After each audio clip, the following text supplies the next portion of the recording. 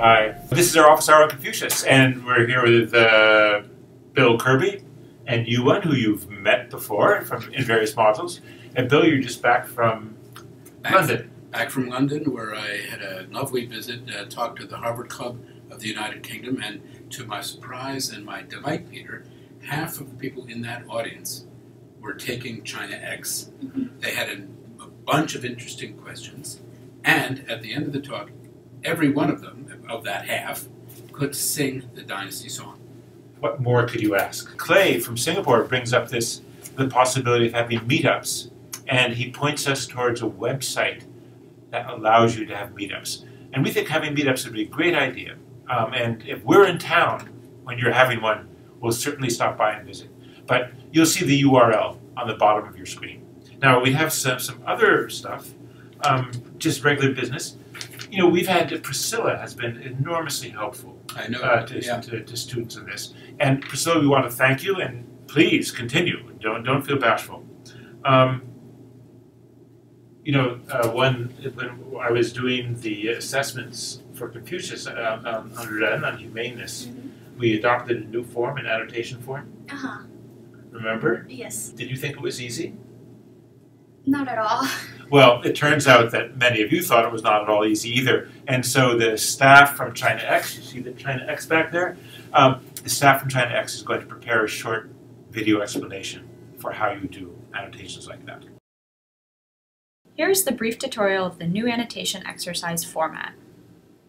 We'll start by going to the Courseware tab, and we'll go to the Confucius and Confucianism sections and click on Reading the ChinaX, and you'll come to the annotation exercise.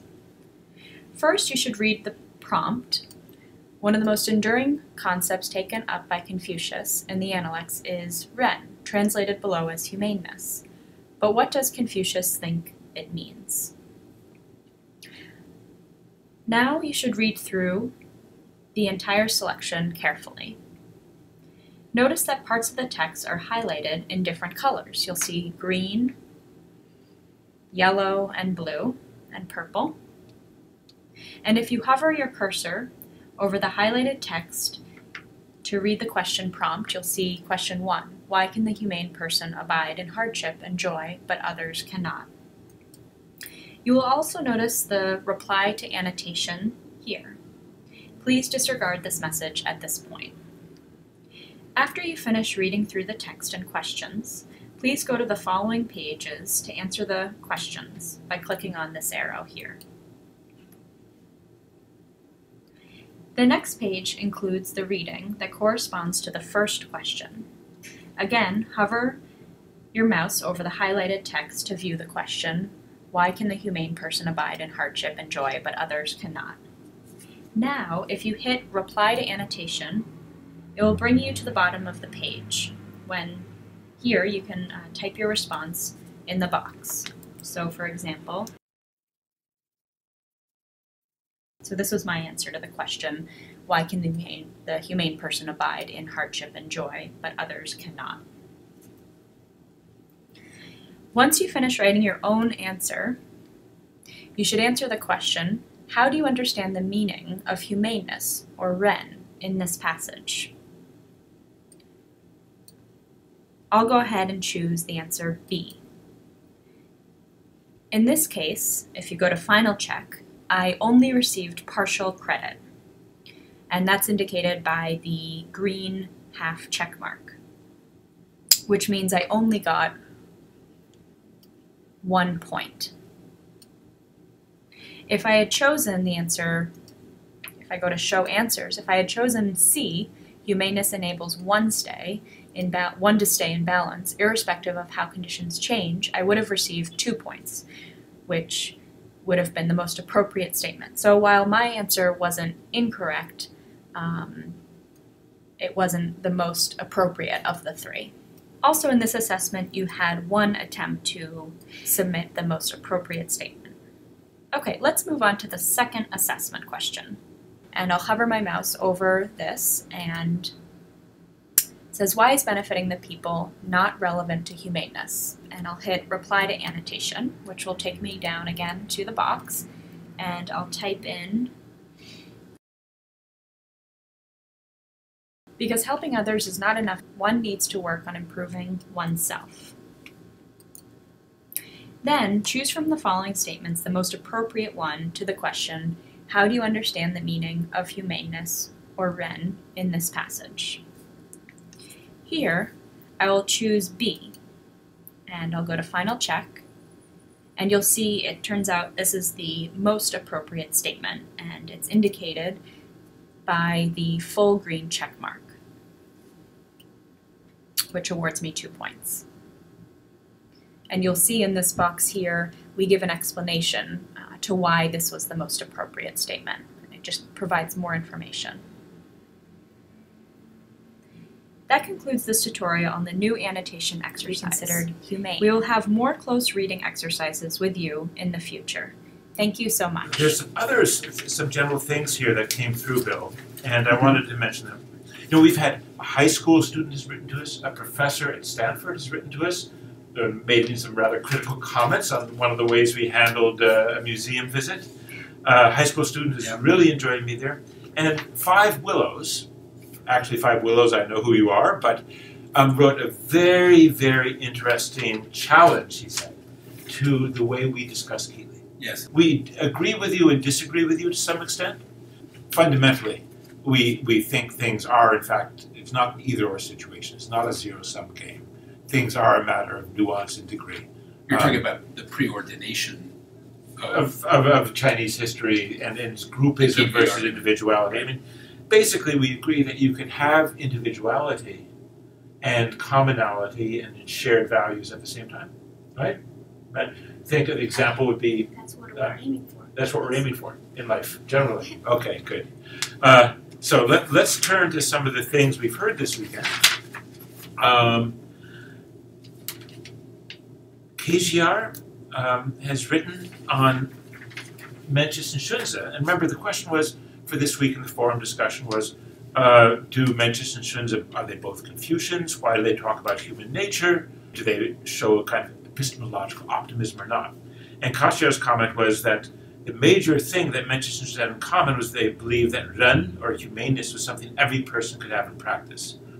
And they discuss human nature, she goes on, to prove that anyone could put Confucian principles into practice, and that this is optimistic. Besides the fact that Xunzi says his opening statement is that human nature is evil. Right. Now, I don't know though. I mean, if we're talking about the commonality of Confucius and Mencius, would you point to Ren as the first thing? Question for you. I actually don't think Mencius talks that much about Ren. Not as compared much as to Confucius. Yeah, okay. Okay. How about, what word would you put in that both Mencius and Xunzi have to value then? That they have in common, so to speak? Is there one, maybe there's not one word, but one concept? I think both of them would agree that there is certain potential that you can find in each person, Okay. or each one there, that would allow each person to develop, Okay. eventually, to develop something good. Something that Confucians will later call self-cultivation. Yes. Right. Yeah. I mean, that's something that one of our respondents, John Varanth, writes in a very nice response. He writes, both Mencius and Xunzi were looking to history, that is, looking to antiquity, and seeing the obvious facts that some persons were not acting in accordance with good. This historical observation needs an explanation. Are people naturally good, and evil is a defect in their human nature, or are people naturally evil unless they have proper training? There is, he argues, epistemological optimism in that both authors say that people can be good, and the question is how they get there. Mm-hmm. Now, do you agree with that? I think that gets to one's point too, that the possibility of being good is there. But I actually think they both know how to get there. And I'm not sure they're that different. I'm not sure they're that different. I mean, for Xunzi, he does stress this sort of acquisitive learning, the cumulative learning. But for Mencius, it's also that you can't sort of bring these sprouts of morality to fruition without making an effort. So it doesn't just happen spontaneously. So they were actually stressing very different aspects. Different aspects, but both wanting, Yeah. both calling for effort and cultivation. different kinds of them. Right? So, when have you found something of interest? Yeah, exactly. I think this brief comment from Hansen Sun is very interesting. It's short, but it contains much information here, and also it invites many comments. Okay. Yeah. So what Hansen Sun claims is that even though Xunzi and the Mencius all claim that they are the true followers, but actually neither of them was. That's what he's claiming. Hansen Yes. says. Okay. Yes. Okay. So because I think he has discovered something different from Confucius text that neither Mencius nor Xunzi actually developed. Mm-hmm. He thinks that for Confucius, what matters the most is not whether human nature is good or evil. So that's not the question actually Confucius is concerned about. So Confucius just want to make a point that 人 is actually a matter of choice. So regardless if your nature is good or evil, as long as you make the choice to become 人, to be good, and then you are on the path to 人 already. Okay. So I think, and there's another comment on this response that I want to mention. I want to bring in discussion. It's from a Chinese learner. Yeah. Do you want to give it to us read in it in Chinese? Chinese. Yeah. Yes. So I think 这是我认为名字和顺子对人性的讨论，而是对人道的进一步研究那个呢 yes. Okay.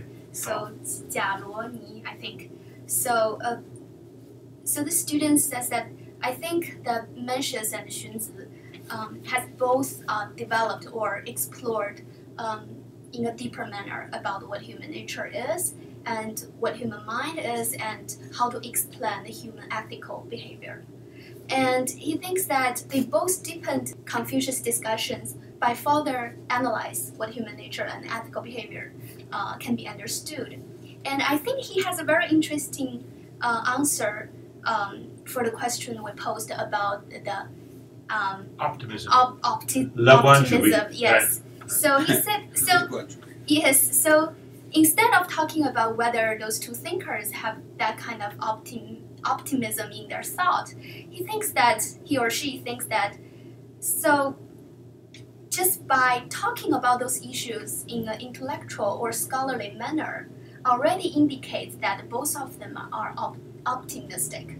So they are. I think what it means is that so both of them try to refer to certain intellectual or scholarly sources to understand human nature, so which already differ themselves largely from other people like politicians or political. Okay. Yeah. That's a good point. I have one question. When I was a student, I took a simple course on general Chinese history in college. I was taught that these were in fact direct opposites. And why? So how is it that our knowledge is so much deeper now, or that I was given a very unsophisticated introduction to these schools? I think that you were given something that took things literally and didn't probe deeper into what Xunzi was trying to argue. It seems to me that what Xunzi is trying to argue is this. Even if human nature is evil, we still have to reach a Confucian conclusion that we must learn and cultivate ourselves. Right? And so it doesn't matter. In some sense, Xunzi said the argument over human nature is irrelevant. Right? No matter what, we have to cultivate. So that's one thing we've learned, and another thing is that everyone in this course now knows what epistemological optimism is. Right. 也看这个伊南罗不是伊南罗，是扎罗尼，是用汉语写的，就欢迎我们在中国的朋友，对，用汉语来参加，对。OK。简体字、繁体都可以了，都可以。Okay. Let me pull in some people here from the side. This is, here, come over here, Megan. This is Megan Morrissey, who's one of our producers. And here is Tiffany Wong, who's coming in, who is one of our lead film editor. And we thought we'd all say hello. Pretty soon we're going to be on vacation here at Harvard. And we hope you'll have a vacation too. But next week, the last section, the last of our modules for this first mini course, and that's on competing schools and warring states. And you're going to see the diversity of thought, much of it anti-Confucian thought, that appears in the time, it's already begun to appear in the time of Mencius. Okay? So we'll see you next week. Thank you all very much. Take care. Bye-bye.